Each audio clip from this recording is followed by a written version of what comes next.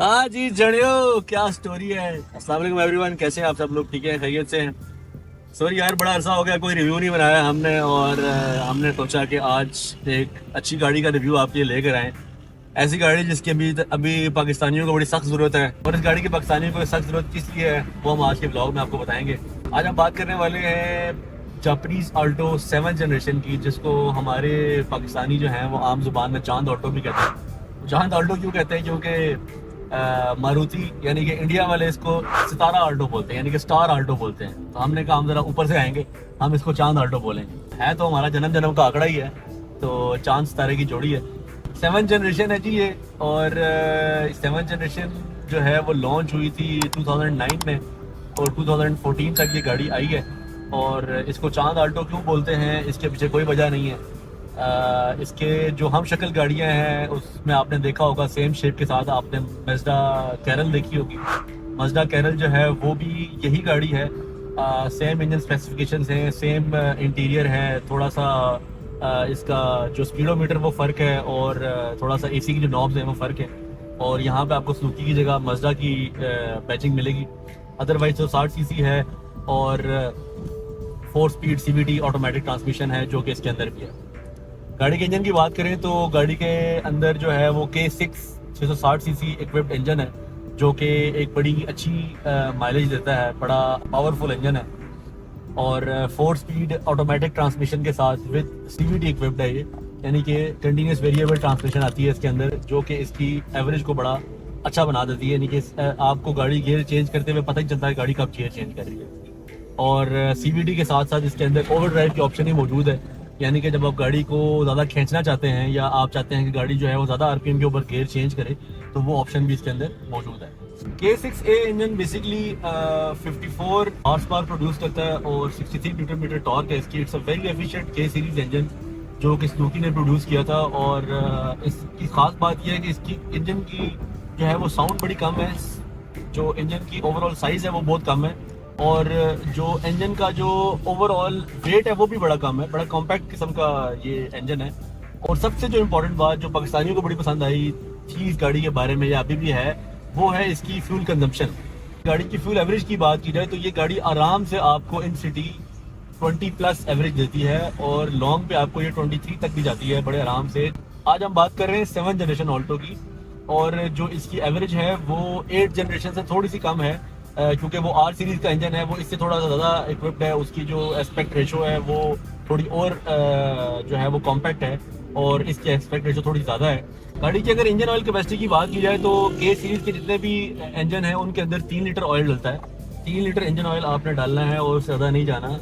अक्सर का लोग कहते हैं जी 3.5 लीटर डलता है, नहीं 3.5 बिल्कुल नहीं डलता, पूरा का पूरा 3 लीटर डलता है। और वो 7th जनरेशन और 8th जनरेशन दोनों में, यानी कि K सीरीज और R सीरीज दोनों में डलेगा। जो इसकी ट्रांसमिशन ऑयल है वो 3.5 से 4 लीटर का जो है वो इसके अंदर आप ट्रांसमिशन ऑयल डालेंगे। और फ्यूल टैंक कैपेसिटी की बात की जाए तो इसका फ्यूल टैंक जो है वो 25 लीटर का होता है, और एक टैंक में ये आराम सुकून से तकरीबन जो है वो 500 किलोमीटर आराम से चल जाती है, विच इज़ क्वाइट गुड, और ये एक बड़ी अच्छी एवरेज है।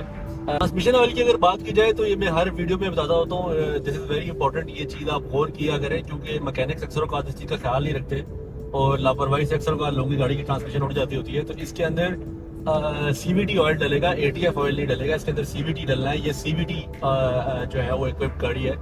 तो जो CVT ऑयल होता है और ATF ऑयल होता है उसकी कॉम्पोजिशन फ़र्क होती है। CVT के अंदर आपने CVT डालना है, और नॉर्मल ट्रांसमिशन के अंदर आपने ATF ऑयल डालना है, तो उसके अंदर CVT डलेगा। मैंने अक्सर औक़ात इस गाड़ी के बारे में शिकायत सुनी है कि लोग कहते हैं जी कि हमारी गाड़ी की जो एवरेज है वो 15-16 से ऊपर नहीं जाती, विच इज़ कम्प्लीटली रॉन्ग, जो कि एक गलत मिसकंसेप्शन है इस गाड़ी के बारे में। अगर इस गाड़ी को आप तरीके से मेंटेन रखें और आराम से इसको इको मोड पे चलाएं तो ये गाड़ी आपको आराम से 20 तक एवरेज देती है, बहुत आराम से। ये बहुत आराम से 20 तक एवरेज की जाती है। तो ये एक मिसकंसेप्शन है जो मैं चाहता हूँ कि दूर हो जाए लोगों की। इस गाड़ी को लेने की सबसे बड़ी जो वजह आजकल आपके लिए होगी, या जो प्लस पॉइंट होगा, एक तो इंतहाई चीप मेंटेनेंस है।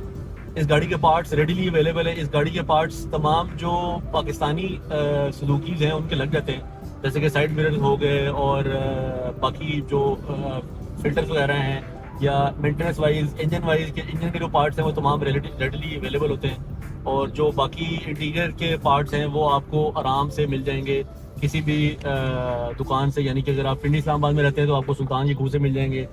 हैंडलिंग इस गाड़ी की बड़ी आसान है। इस गाड़ी की जो रोड क्लियरेंस है वो बाकी जैसे 60 सीसी गाड़ियों से कदरे बेहतर है। ये है तो प्रॉपर जो है वो 4 सीटर कार है, लेकिन एज हमारा जो पर्सनल यूज होता है हम गाड़ी को ज़रा बढ़ा चढ़ा के उसको 5 और 7 सीटर पर भी ले जाते हैं, यानी कि हम 5-7 बंदे उसमें बैठा देते हैं। लोड लेती है ये गाड़ी।